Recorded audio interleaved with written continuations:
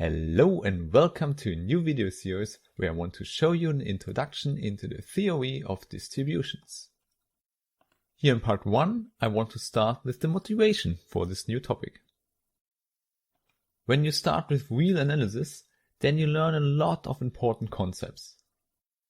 For example, you learn what a function is, you learn what a limit is, and most importantly, you learn what a derivative is. With these objects you can already do a lot of mathematics, but in the end you will reach other fields, for example differential equations, Fourier series, and even the Fourier transform. And now here the problems begin, because for differential equations also some solutions with sharp turns are interesting and important.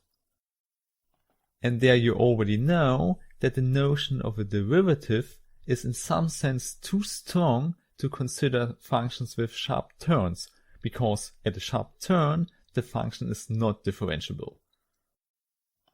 Therefore we need something new that can also deal with such solutions. So we would say we need something that can deal with more general solutions. Okay, we will talk about this later. Here I want to start with an example, and indeed it's a very famous example. It goes back to the year 1927 and to Paul Dirac. What he wanted was a derivative of a function h, and we use the letter h because this function is most of the time known as the Heaviside function. In spite of having this fancy name, the function is indeed very simple. It is just 0 on the negative axis and 1 on the positive axis. And now Dirac wanted to have a derivative of this function, and you see this is no problem at all outside of 0, but in 0 there is a jump. Hence, in the classical way, we have a problem at this one point. Now Dirac wanted a more general derivative, and he called this one the delta function. Now, more general here means, of course, it is a generalization of the classical notion of a derivative. Hence we can conclude that this new delta function has to be 0 outside of this critical point x equals to 0. However, Dirac also wanted that the fundamental theorem of calculus still holds for this new function. More concretely, this means we can write down for an arbitrarily small epsilon the following integral, which is just an integration around 0 for the delta function. But now we know this is the derivative of the Heaviside function, so we can put in the derivative of h here. And now if the fundamental theorem of calculus holds for these functions, here we have h of epsilon minus h of minus epsilon. Now looking at the graph, we recognize that this is always 1 on the right hand side and always 0 on the other side. So we have 1 minus 0, or in other words, always 1. Now, this may look nice, but we already know that if we have these two things together, this delta can't be an ordinary function. Please recall, this first part tells us that delta is 0 except for one point. So in our language, this would mean delta is 0 almost everywhere. To be more concrete, I would say this holds with respect to the Lebesgue measure. And from this we can conclude that every integral for this function has to be 0. In particular, the integral from before, so minus epsilon to epsilon of delta x, is also 0 for all epsilon. Which means it can't be 1 as we wanted before.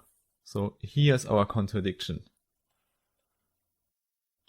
Now it gets even worse because Dirac does not stop there.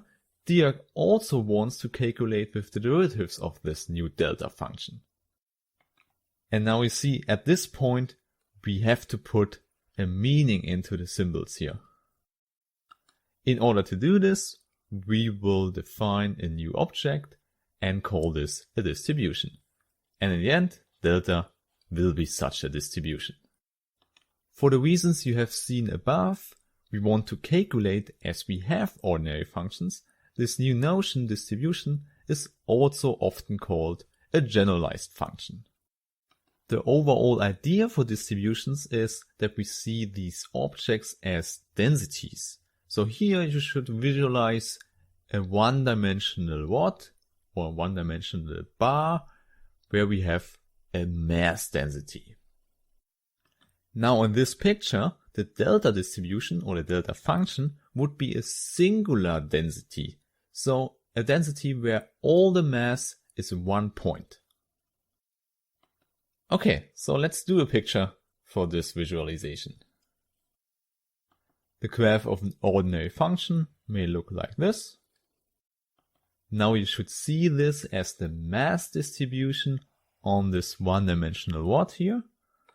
And this means here we have a high density and at this point we have a low density.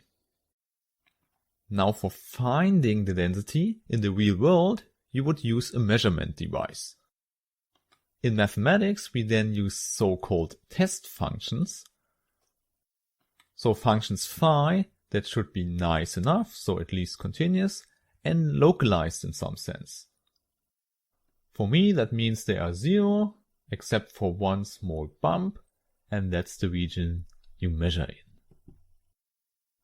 Now, in order to find the mass in that region, we have to calculate an integral. So an integral over r, function f, and function phi.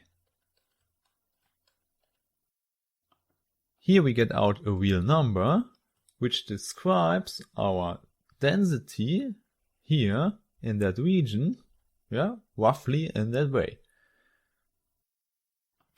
And now the idea is that we use a lot of these small bumps, so we get out a lot of real numbers.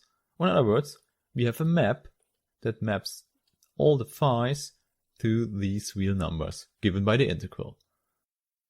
Or in other words, instead of looking at the function f itself, we can just look at the collection of all these real numbers here. Indeed, that is what we will do in the next videos. We will substitute the function f with this linear map. Now the big advantage of this is of course that now we can also deal with this strange delta function.